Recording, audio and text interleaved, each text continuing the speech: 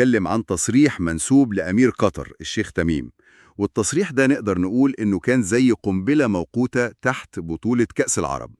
الموضوع مش مجرد تعليق أو زعل، لا ده موقف حاسم كان ممكن يلغي المباراة النهائية. القصة كلها بتدور حوالين اللي اتوصف إنه ظلم واضح للمنتخب الجزائري. فمهمتنا النهاردة إننا نفك الرواية دي، نحاول نفهم إيه هي الادعاءات بالظبط وإيه خطورة الاتهامات دي والشروط اللي اتحطت على الطاولة. يلا بينا نغوص في التفاصيل. والمثير في الموضوع ده بالذات إن القصة زي ما بتتعرض هنا بتتجاوز بسرعة قوي فكرة ملعب الكورة. تماما. يعني هي مش قصة هدف اتلغى أو ضربة جزاء فيها شك، لا، هي بتلمس مفاهيم أكبر بكتير: العدالة، الثقة، الشفافية، كأن نتيجة الماتش نفسها بقت أقل حاجة مهمة في الحكاية كلها. خلينا نبدأ من النقطة دي فعلا، من جوهر الاتهام. الوثيقة اللي معانا بتركز على إن اللي حصل للمنتخب الجزائري ما بقاش بيتعامل معاه كحدث رياضي، بالظبط. لا اتحول لحاجة اتسمت قضية عدالة، وده يعني تغيير ضخم في المصطلح. الموضوع ما بقاش فريق خسر، بقى قضية مبدأ. النص بيستخدم لغة عاطفية جدا عشان يوصف إحساس ملايين العرب إن المنتخب الجزائري بتاريخه وروحه اتعرض لظلم، وبيقتبس جملة منسوبة للأمير بيقول فيها: لن أرضى بمرور ظلم المنتخب الجزائري وكأنه تفصيل عابر. يا جملة قوية. قوية جدا. وبيضيف: لن أرضى أن تغلق بطولة عربية وفي ذاكرتها شعور عميق بأن المنتخب الجزائري لم يحصل على حقه الكامل داخل الملعب. دي كلمات ليها وزنها. أكيد. وده التحول الاستراتيجي الذكي جدا في الرواية، لما تنقل النقاش من خانة خطأ تحكيمي لخانة قضية عدالة، انت بتغير قوانين اللعبة كلها. إزاي؟ الأخطاء التحكيمية بتحصل، بنتكلم فيها وبعدين بننساها، لكن قضية العدالة دي محتاجة تحقيق، محتاجة إنصاف. الأسلوب ده بيخلي مستحيل على أي جهة، فيفا أو لجنة منظمة، إنها تتجاهل الموضوع وتقول دي مجرد شكوى فريق خسران. لا، انت حطيتها في إطار أخلاقي أوسع بكتير. إطار بيمس شرف البطولة نفسها. بالظبط. بس هل ده مجرد لعب بالكلام، ولا في وقائع محددة على أرض الملعب بتدعم الادعاء الكبير ده؟ عشان تحول ماتش لقضية عدالة محتاج أدلة قوية. هنا بقى الموضوع بيتعقد أكتر. الوثيقة مش بتدعي إن معاها تسجيل للحكم وهو بيعترف بحاجة، لا، هي بتركز على شيء أدق، بتركز على غياب الشفافية اللي بيولد الشك. القصة بتبدأ بتفصيل اللحظات الجدلية اللي ولعت الأزمة واللي خلت إحساس الظلم ده يبان منطقي لناس كتير. طيب خلينا ندخل في التفاصيل دي. أول حادثة مذكورة هي إلغاء هدف للمنتخب الجزائري في الشوط الأول بداعي التسلل.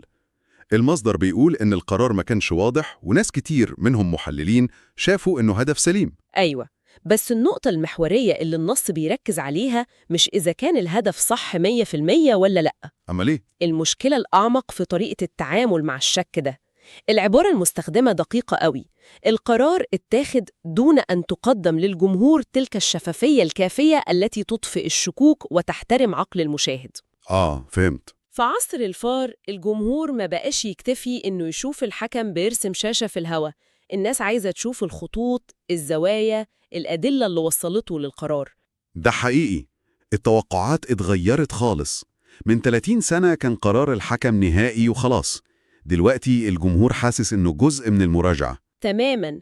ولما يكون عندك التكنولوجيا اللي تشيل الشك بس تختار إنك ما تستخدمهاش بوضوح قدام الكل، فأنت مش بس بتخلق شك، أنت بتخلق إحساس بالاستخفاف، كأنك بتقول للجمهور ثقوا فينا وخلاص. وده ما بقاش مقبول. أبداً. وبعدين المصدر بيضيف إنه الموضوع كبر مع حادثة تانية، احتساب هدف لمنافس كان فيه جدل كبير حوالين وجود فاول قبله، وبرضه مفيش أي شرح كافي للجماهير. إذن المشكلة مش بالضرورة في القرارات نفسها، قد ما هي في الفراغ اللي سابته القرارات دي. بالظبط، فراغ من الشرح، فراغ من الوضوح. والفراغ ده زي ما يبدو اتملى بحاجة تانية أخطر. وهو ده مربط الفرس.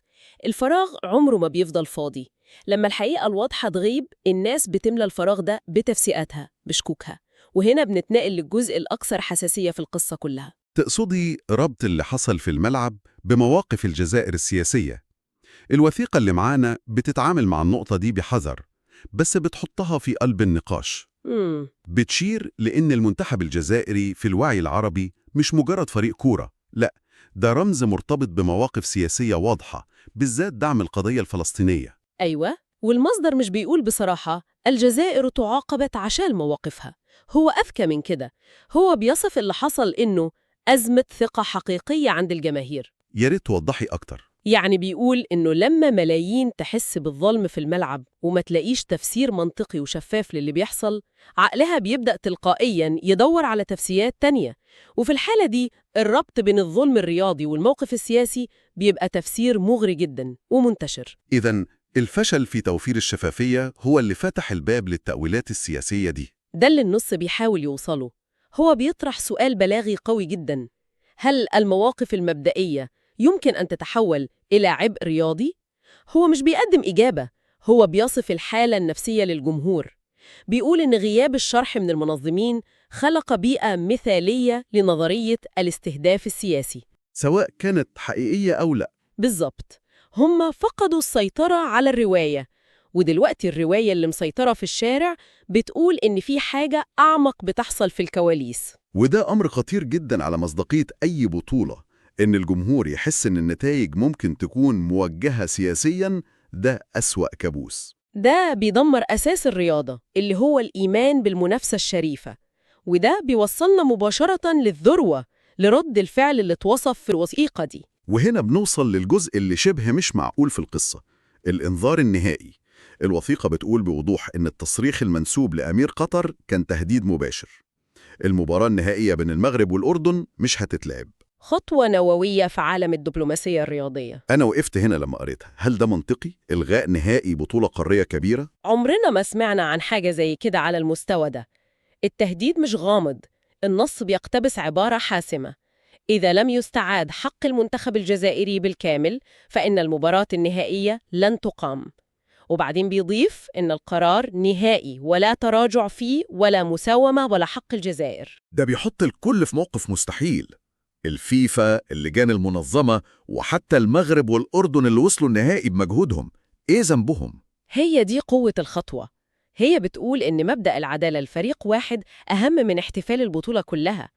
كأن الرسالة بتقول مش هنحتفل ونغني وفي إحساس بالظلم موجود، يا إما البطولة تكون عادلة للكل يا إما هي مش بطولة أصلاً. ده بيرفع سقف الضغط لمستوى لا يطاق. جداً. هما دلوقتي بين خيارين صعبين: يا يعترفوا بوجود مشكلة كبيرة يا يخاطروا بفضيحة إلغاء النهائي. بس التهديد لوحده مش كفاية. هل التصريح ده زي ما هو موصوف قدم أي مخرج للأزمة، أي حل؟ أيوة، وهنا الذكاء الاستراتيجي مرة تانية. الموقف الموصوف مش بس بيهدد، ده بيقدم حل عملي ومفصل.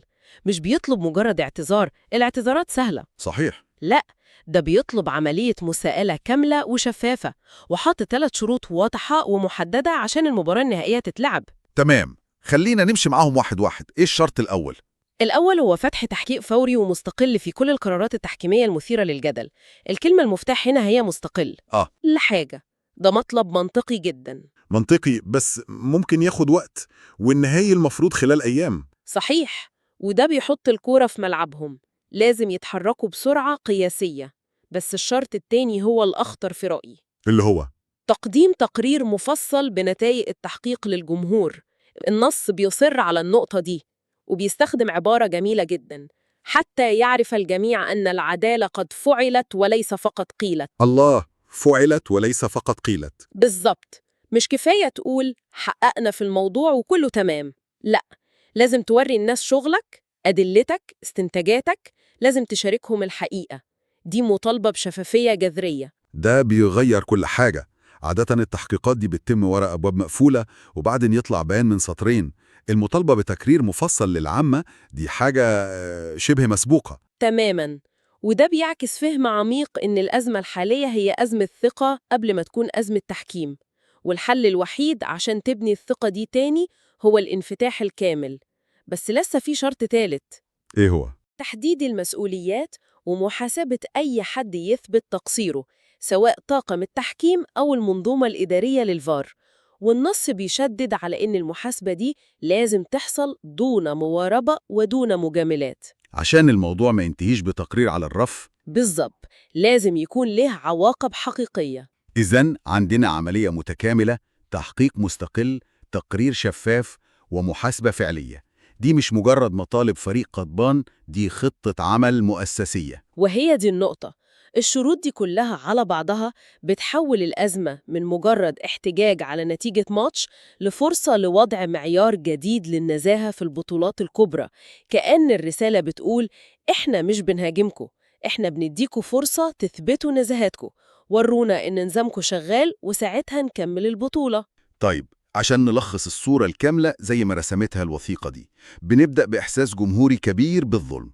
الإحساس ده بيترفع من مجرد خلاف رياضي لقضية عدالة. وبعدين بسبب غياب الشفافية في قرارات التحكيم، الباب بيتفتح على الآخر لربط الظلم ده بمواقف الجزائر السياسية، وده بيخلق أزمة ثقة عميقة. وبتنتهي القصة بإنذار نهائي، يمكن الأول من نوعه: إلغاء المباراة النهائية ما لم يتم تنفيذ حزمة إصلاحات فورية، تحقيق مستقل، شفافية كاملة، ومحاسبة فعلية.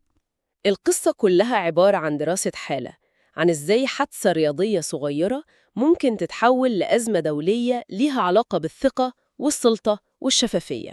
في النهاية، إيه اللي ممكن نستخلصه من الرواية دي؟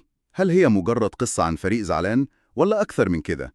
لا، أنا شايفة إنها أكبر بكتير. القصة زي ما بيحكيها المصدر ده بتدور حوالين مطلب أساسي في عالمنا النهاردة، مش بس في الرياضة.